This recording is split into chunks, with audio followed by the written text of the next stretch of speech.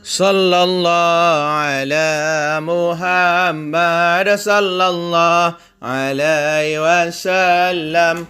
Assalamualaikum warahmatullahi wabarakatuh. Salam sejahtera. Saya Suhaili Najimin. YouTube channel saya adalah Suhaili Najimin. Hari ini saya akan kongsikan juga tentang dalam sistem, dalam pengurusan Islam, dalam ibadah-ibadah kita seharian ini.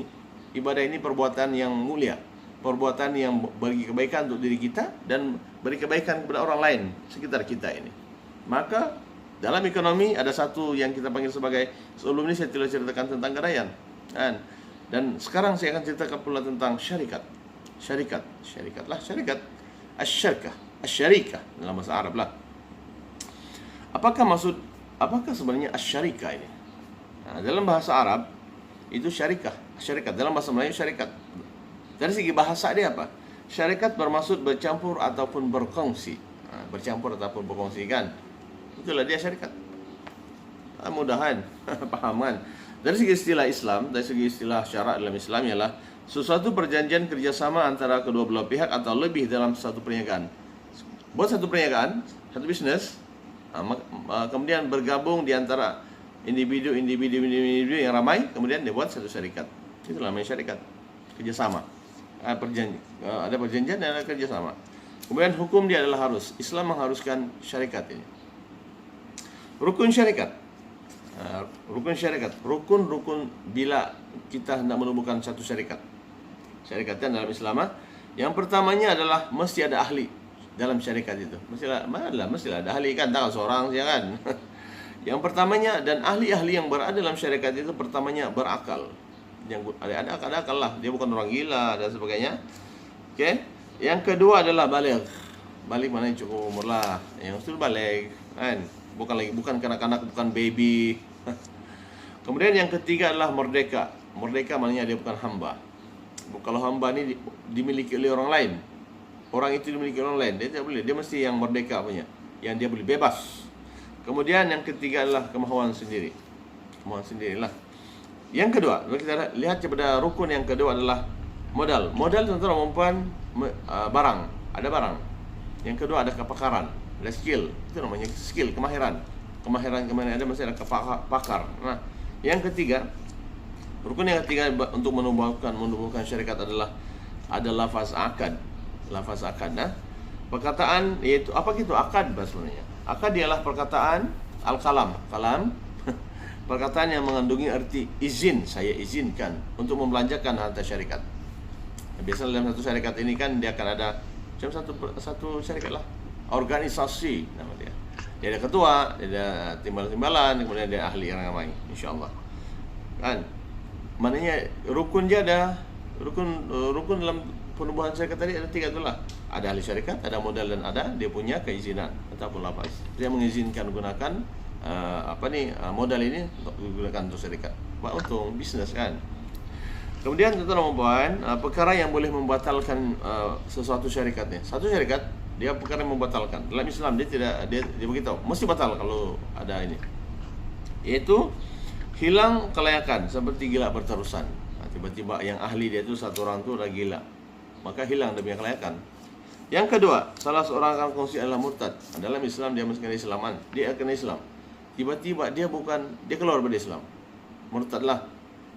Tidak salah, dia punya keahlian di situ. Yang ketiga adalah kematian salah seorang akan kongsi. Kematian. Contohnya kalau berkongsi ramai-ramai, mati satu orang, maka hilanglah dia punya kelayakan. Paham kan? Yang keempat adalah dibatalkan oleh salah seorang akan kongsi. Ada yang membatalkan, Allah kau ini tidak layak lah, batal, habislah dalam syarikat.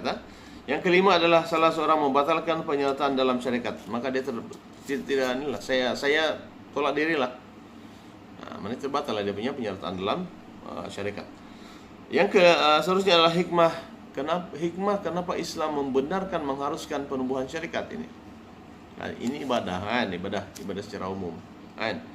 Jadi satu hikmah dalam syarikat adalah memajukan ekonomi bangsa dan negara.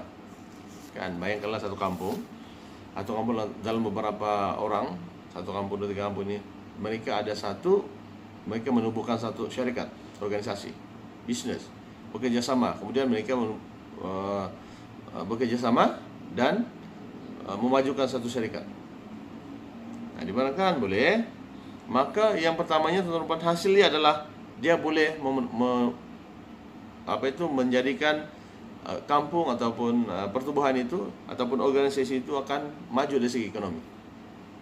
Dan ekonomi dia akan naik dan otomatis dia akan membantu kehidupan masyarakat situ. Kemudian dia akan membantu juga ekonomi negara, ekonomi di situ dan ekonomi negara lah. Macam-macam lah. Dia biasanya berlaku ini adalah ekonomi itu berlaku apabila ada penjual pembeli. Ekonomi ada penjual pembeli, kemudian ada dia punya berlaku interaksi dari segi keuangan. Masih ada keuangan lah ekonomi kan. Macam dia sama ada menggunakan sistem barter kah, sistem wang kah, sistem apa-apalah. Yang penting dia ada berlaku pertukaran barang, itu adalah ekonomi. Kan?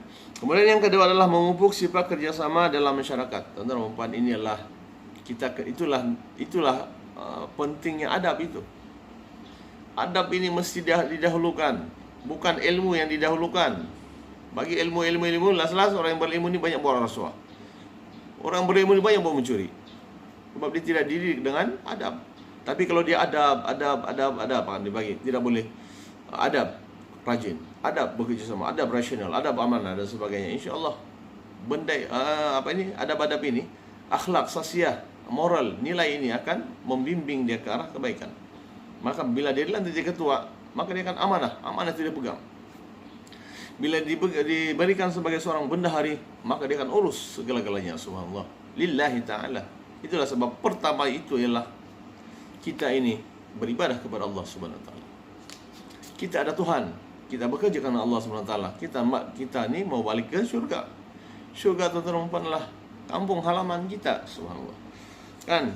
Di dalam hikmah ataupun kebaikan menubuhkan syarikat ini juga adalah melahirkan individu yang rajin berusaha, rajin berusaha, dan juga amanah. Bukan sekadar amanah, rasional, bertanggung jawab, dan sebagainya lah. Ada Islam mengutamakan semua perkara ini. Nah, bayangkanlah tuan-tuan dan puan, mari kita lihat jika andainya dalam satu syarikat itu semuanya orang beradab, bermoral semuanya lah, mengamalkan tanggung jawab dan sebagainya, dan ada ilmu semuanya. Tiba-tiba tidak ada kepakaran di situ, tidak ada skill, menggunakan komputer pun susah.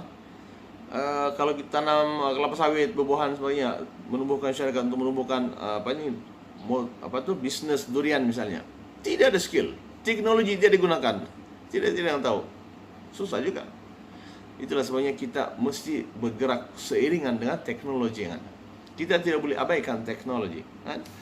Dalam ulama fiqh, dalam ulama fiqh kan, fiqh ini dalam ahli sunnah wal jamaah ini adalah demi ulama fiqh kan, Imam Syafi'i rahimahullah kan, dan sebagainya lah, mensyariatkan bahwa suatu syarat barang yang sah bagi syarikat adalah sama dengan syarat barang yang sah dijual beli.